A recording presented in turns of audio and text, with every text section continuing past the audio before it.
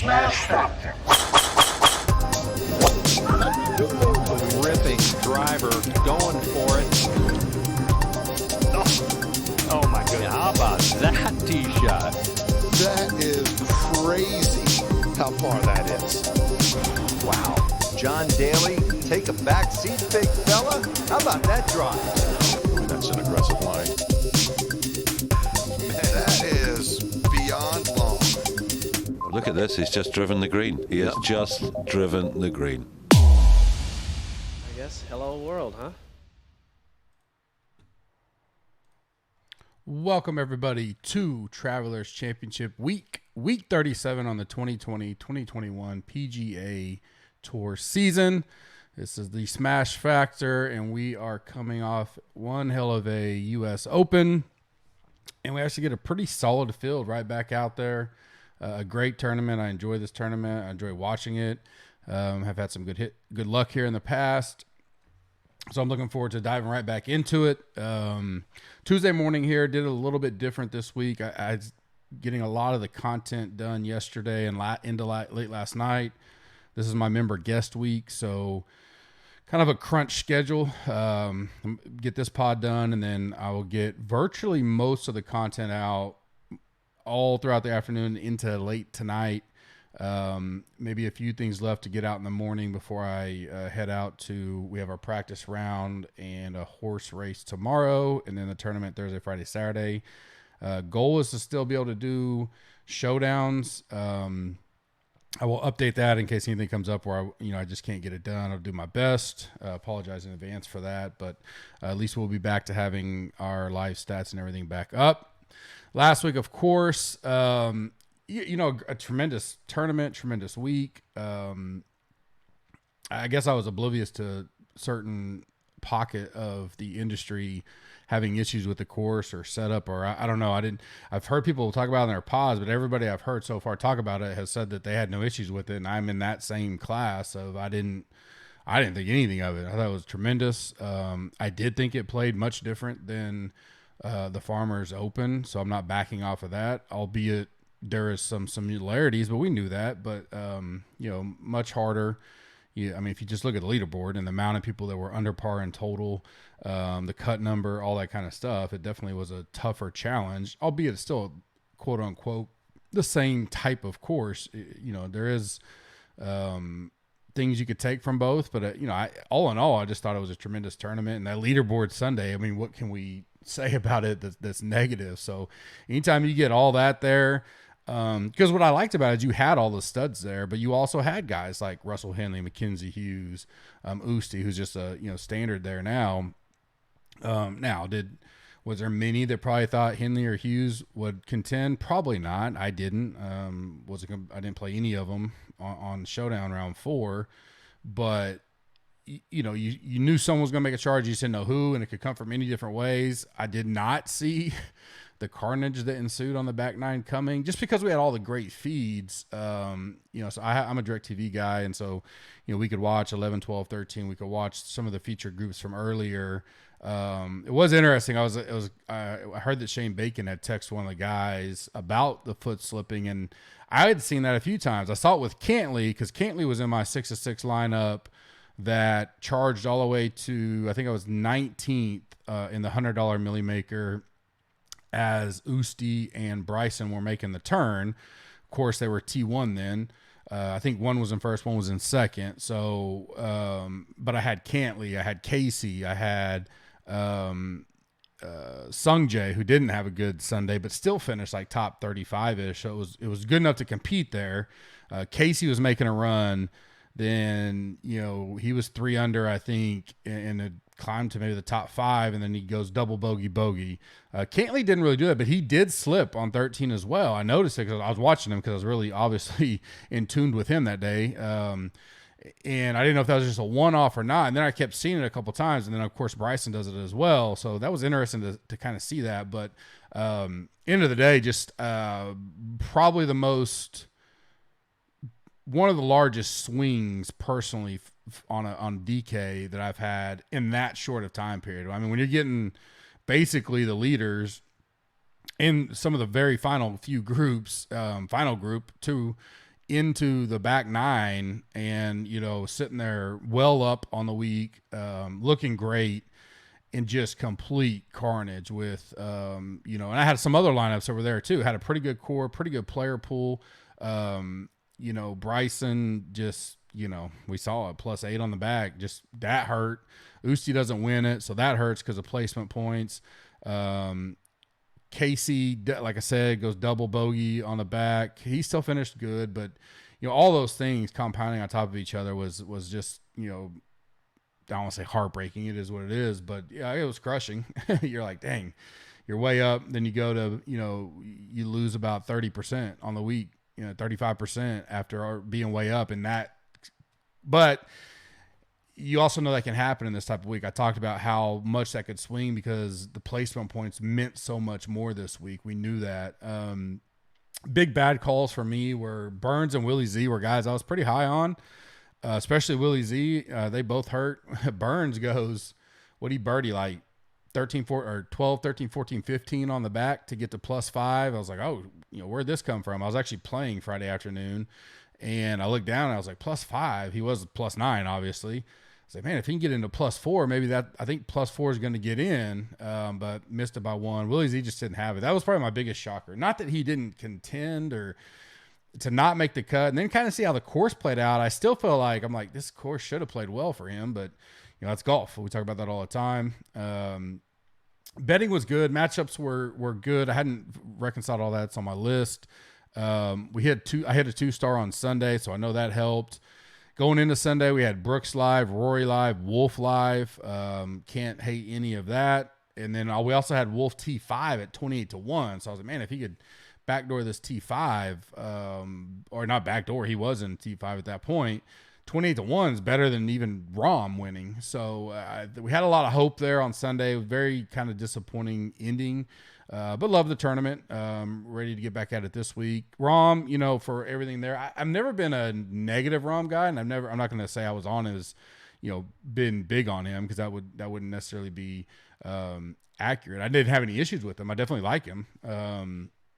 He was number 1 in my rankings. I guess I should just listen to that and played more of. I played him, but only MMEs. I didn't do any. He wasn't in any of my core stuff. He just fit at the end, so I got some of them, but nothing enough. I mean, the Million Maker lineup didn't even have the one in the $10 and $100 didn't. I don't even think the 4444 had Rahm. So you didn't need the winner this week. You need the best 6 grouping up there combined. But I just liked his class and how he handled everything. I thought it was great. I think he's great for the game, the way he's coming about it. I think he's very well spoken in the way that he responds to some of the questions he had all week, even in his presser. So I have much respect for him. I think he's going to be around, obviously, a top 5 in the world for a while, and probably not his last major. I think he's got a complete game to compete elsewhere. But wasn't shocked to see him win, but I just wasn't on him as much as maybe like Brooks or all those other guys. So the guys that were on him, much respect to you guys. Good call. Schauffele, he was a guy I was heavy on. Brooks and Schauffele were kind of my key core pieces, and Bryson, for the most part. And it feels like a dirty like some of these guys with the way they finish, and then you go back and like, well, Schauffele finished 7th, so that's what 5 straight top 7s or something. When we're looking at it next U.S. Open, we're gonna be like, shit, he's 5 straight. He's made top 7. How do you not play him? DJ looked kind of and he finishes 19th, which isn't great, but we get this with DJ a lot. I'm interested to see how this week goes. His last 2 outs has been a 19th and a 10th, and I don't feel like anybody feels that his game's remotely close. And you're like, he's still top 20 everywhere. Now the pricing and all that comes into consideration.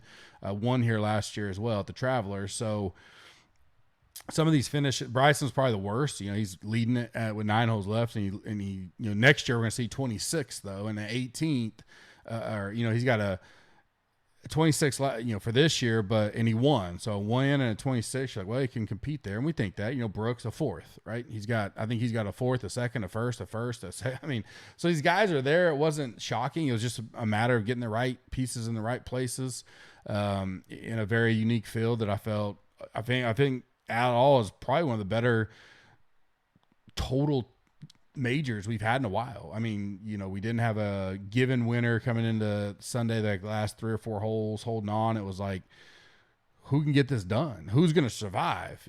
Hell, is it going to be Harris English who's posted the -3? I mean, I wasn't for sure about anything, but I did think Brooks was going to post at least a -4 and see if it hung up. Didn't know if it was going to win. It didn't look like it would have.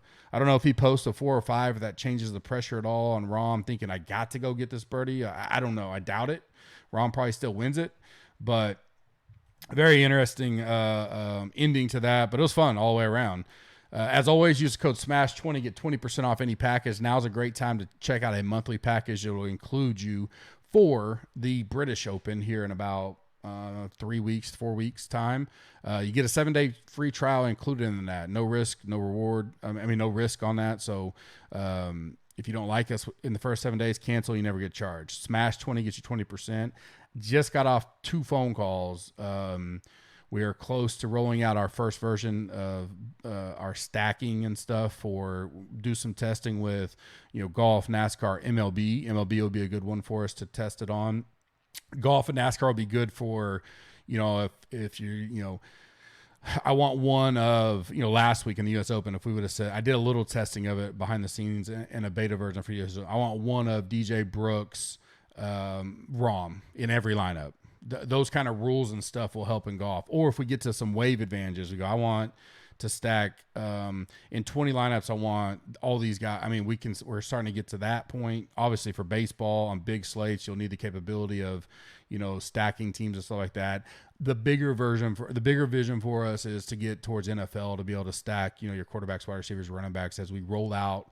The second call I was on is we have finalized kind of our foundational game plan for NFL. I expect our beta to come out in the next month. It's going to be in-house built. We're doing it.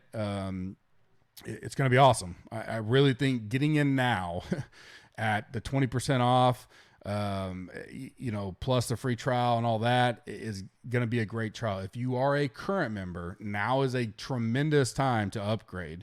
Because once we roll all this, new football tool, all this stuff out, I would expect a price increase to the product because I'm putting in a lot of capital to get these tools and everything out. So we're by far the cheapest in the market now, pound for pound. And so, a lot of great products out there that I don't talk negative on any of them. They're all great. I know a lot. Moose, a good friend of mine. I talk to him from time to time.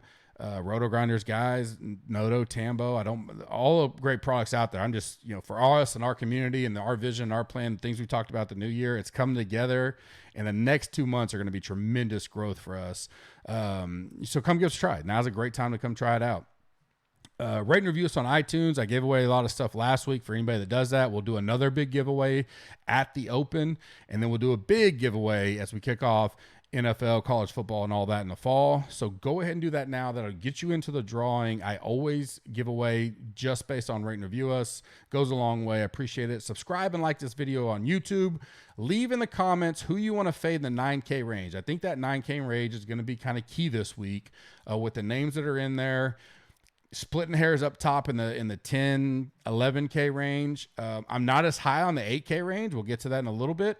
And then I think 7's just going to be peppered. So I think the 9K could be key this week. Who do you want to fade in that? Leave that in the comments. I will give that away on Movers and Shakers. I'm not sure if I'm going to do a Tuesday Tidbits. I may do that combo kind of thing like I did last week and put it out late tonight. So you guys can have it tomorrow, digest it, and all that kind of stuff.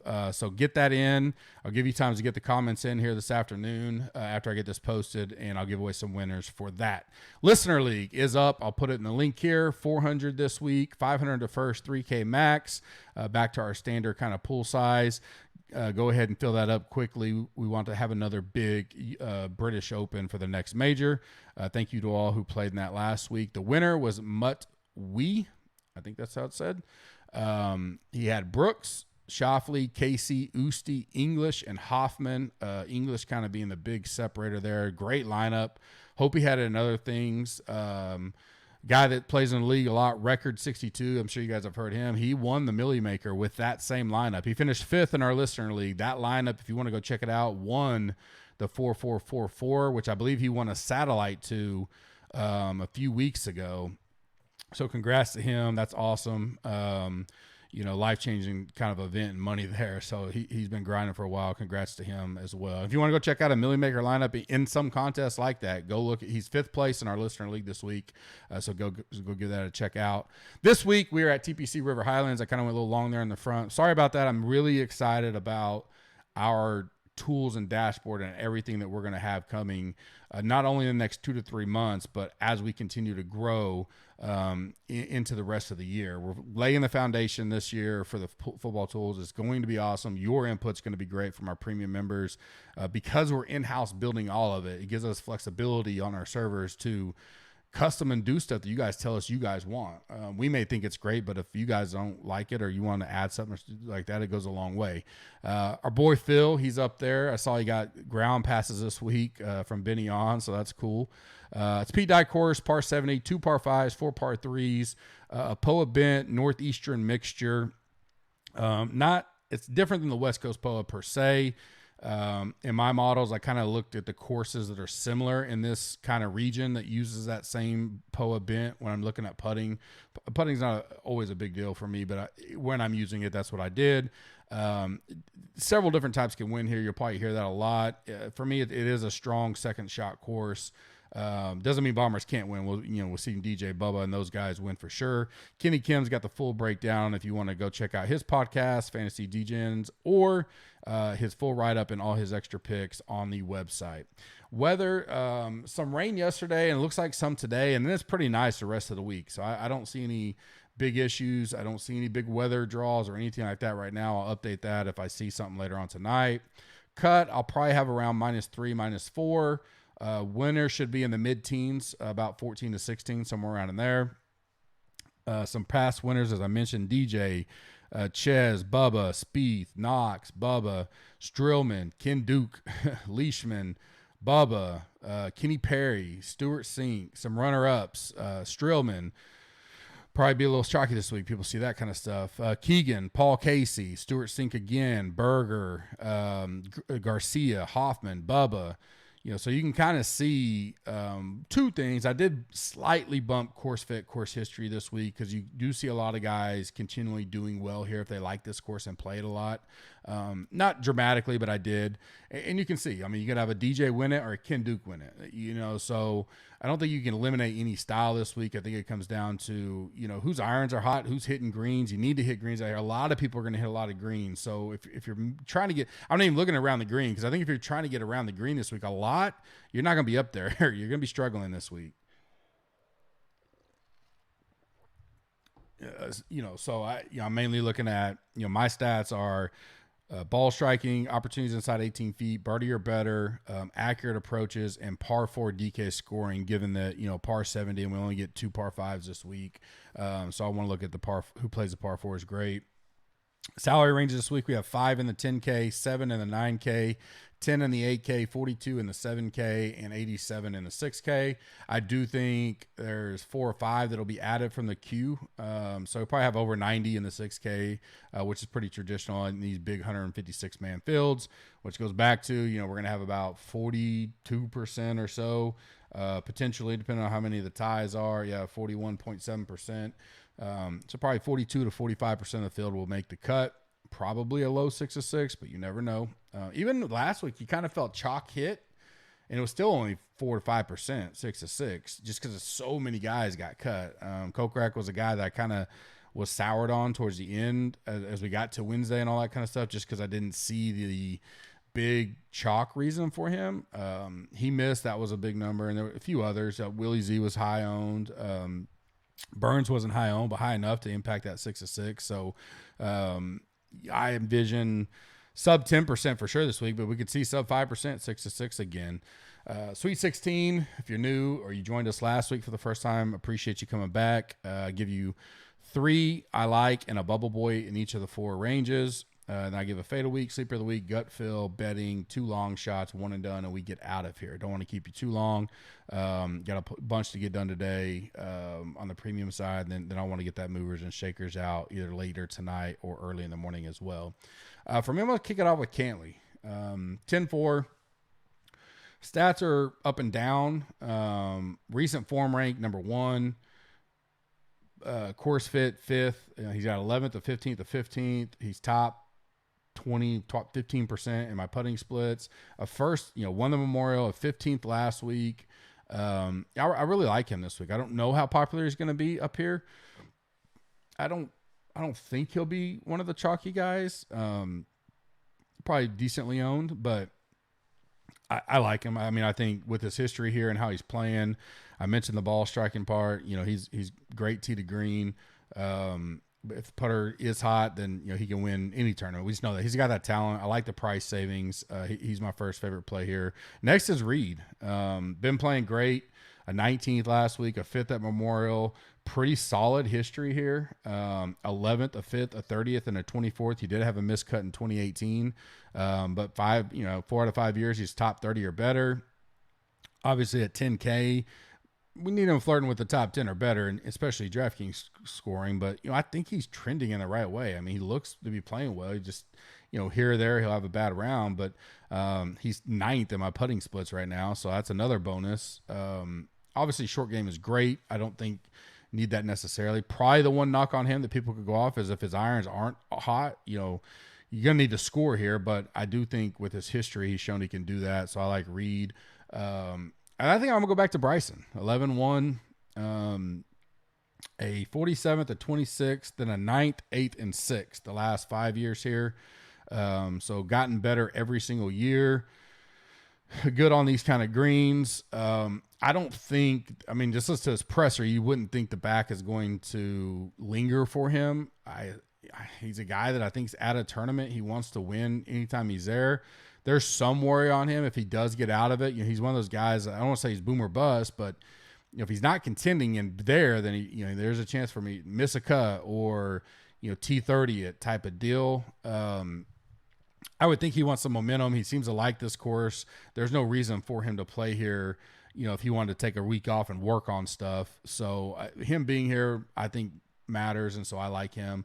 My Bubble Boy's DJ, and I just kind of want to see what everybody thinks about him. If it's a week where everybody's like, DJ's just mad right now. He won last year. It's hard to go back to back. He's 11-4.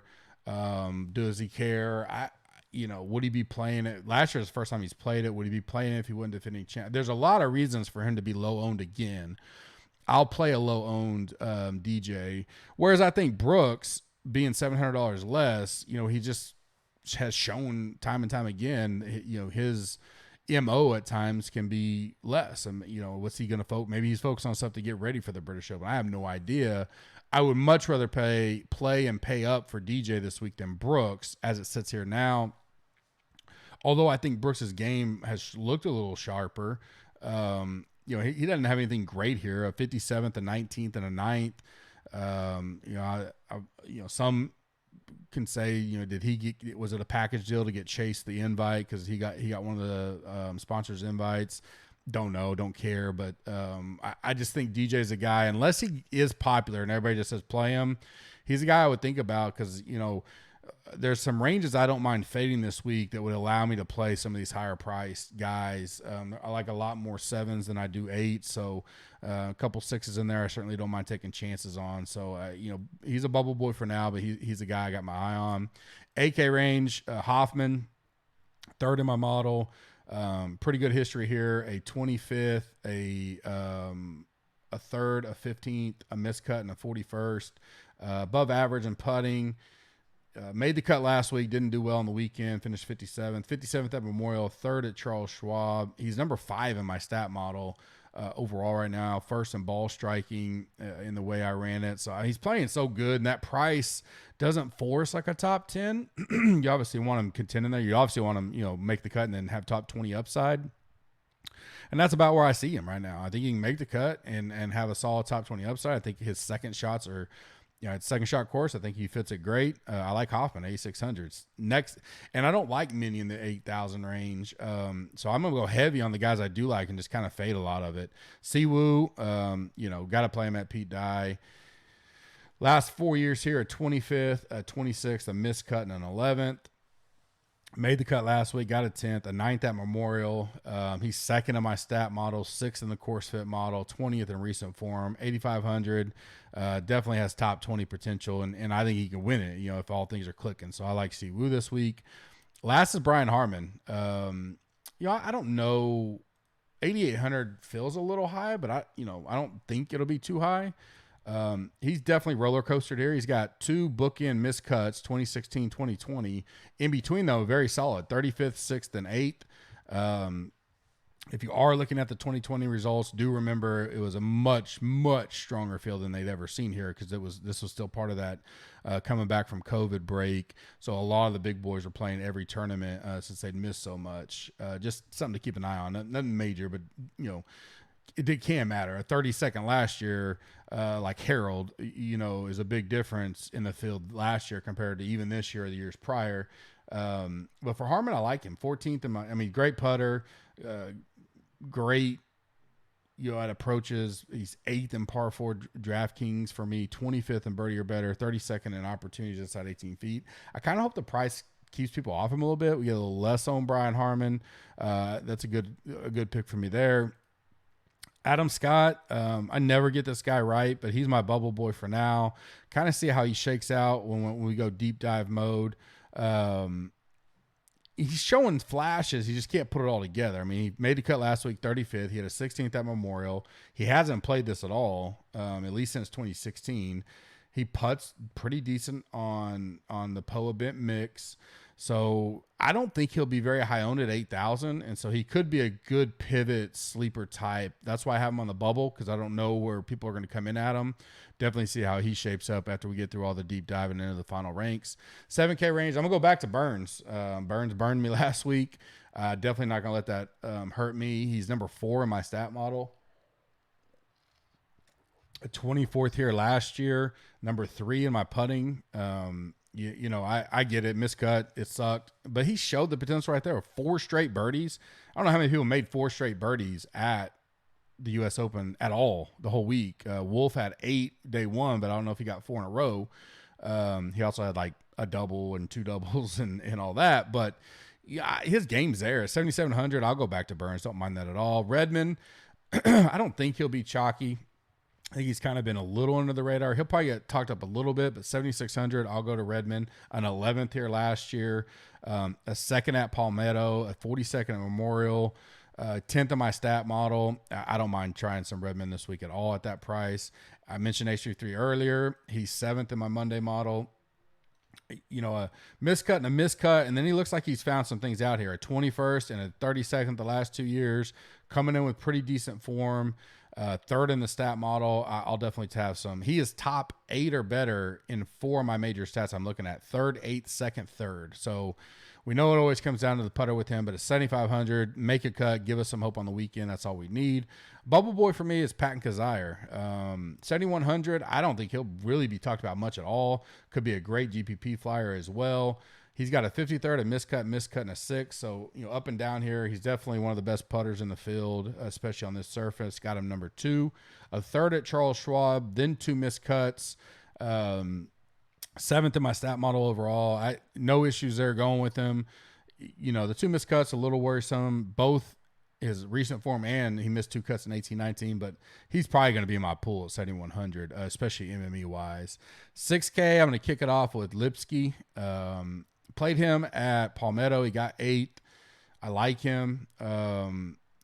6,900, with some of these young guns that are going to get talked about, Guido, even Pack and Ekrot, and, he's a Sooner. Those guys, or Cowboy, I definitely think he may not get talked up much, and I like playing him this week. He's 9th in my stat model. I know it's not as many stats in history, but 8th at Palmetto, I like that. I'll play him at that price. Danny Lee, a guy that is so up and down, but you look at his last results: a 40th, a miscut, and a 30 or a 19th. So at Palmetto, I like that. He had a 3rd here, and then a 15th. He has missed the last 2 years. I think it really comes down to putting for him. Stats, he's 16th. If he can get a good putter going, hit some greens, he's got a chance this week, and I don't mind the price at 6,900 in this field. Ryan Armour, We know he's a team gup guy. I always like him. Anytime I can play him, I will when he fits. He's 39th in putting, a 6th here last year, an 8th at Palmetto, a 54th and a 56th before that. So at 6,700, he had a missed cut in 2017 though. But at 6,700, all we want is that made cut, and then let's just see what happens on the weekend with these guys. So I definitely like him. My bubble boy was Bramlett. I probably will still be playing him because I don't think I'm going to be so spread out in the 6K range.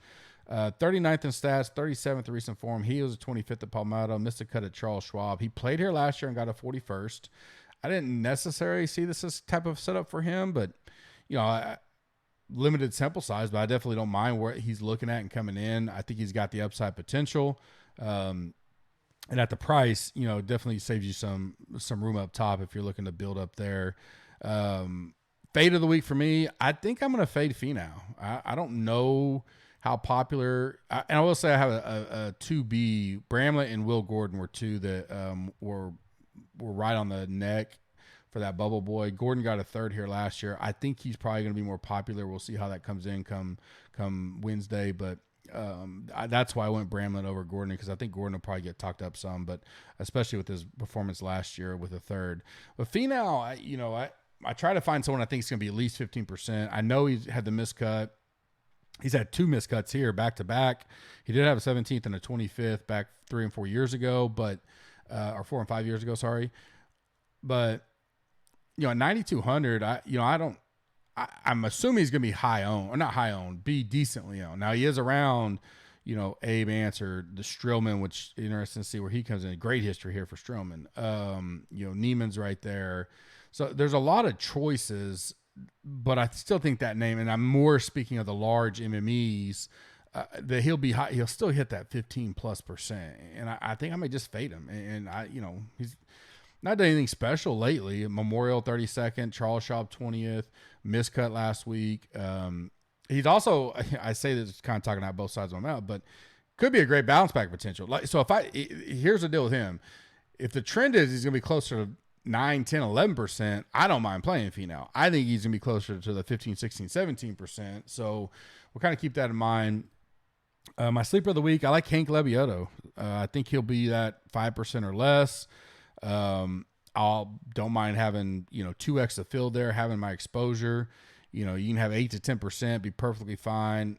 Played him several times here recently, so I don't mind him at all. I think he's a great fit for this week, so I like him. Gut feel plays, I like Damon. He's 30th in my model, $7,000, a 20th last year, a 43rd the year before. If he can hit plenty of greens and find a hot putter at 7K, he can definitely just show up on a leaderboard and be top 20. So I like him. I like Poulter. I think I don't think he'll be talked about a lot, but he kept hearing it on the U.S. Open coverage. It's rider year, it's a rider year, it's a rider year. So I don't know how much motivation that does for him, but he's playing pretty good. A 40th, a 25th, and a 3rd his last 3 tournaments out. He did play here last year, made 64th. He's 4th in the putting for me. 7,400, I don't mind having some Poulter. Good gut feel play there. Wolf, I'll go back there. I'm actually happy the way they priced him. He's not going to pop in many stat models just because of what he's been doing recently. And I think being priced up would keep people off of him more. 9,300. So if he came in this week at like 79, 8,100 off that performance last week, people go, maybe he's up on the upswing. But 93, right around Finau and Strillman and Answer. Neiman, I don't know if many people are going to go there. Bubba, this is a Bubba track, won 3 times, $8,900. I don't think people will go there much. And so I'll have some Wolf, especially as a pivot in MMEs. And then Will Gordon, I mentioned it already. I moved him down here to gut feel play. Was on the verge of being up top, but I like him. I just hope he doesn't become the chalk of the 6K range. I don't think there'll be too much chalk because there's so many people down there, but I do like Will Gordon as a potential there. Betting top 5 that pop and 2 long shots provided by Monkey Knife Fight. Use the code GUPS, GUPS, for 100% match up to $50. We will be covering a lot of that, especially as NFL comes up, giving you some good prop bets over there to take advantage of. Working on getting a package, or not a package for you to pay for, but part of the premium package, more of a user specifically for that. So some content specifically for that would help. It's more on the betting side, so at least it's not us against each other. So it does free that up more. I just need to get the time to dedicate to that. But it's still a great site. You can go use it anytime. And I'm going to try to put more coverage out for it. Use the code GUPS, GUPS, for 100% match up to $50 on your first deposit. Top 5 that pop for me is Burns at 40. Redmond at 66, Siwoo at 50, HV3 at 100, Guido at 100. I think he's down to like 85 in some spots, 80, depending on when you got it. 2 long shots. Scott Stallings, hadn't really mentioned him, at 150 to 1. He's in that 6K range. I don't mind sprinkling some of him, a 6th tier last year. And then I mentioned Damon, 150 to 1. My bet I have already made is Redmond at 66. Made that, I think it's still there. So go ahead. That's your free bet of the week if you want to lock that in.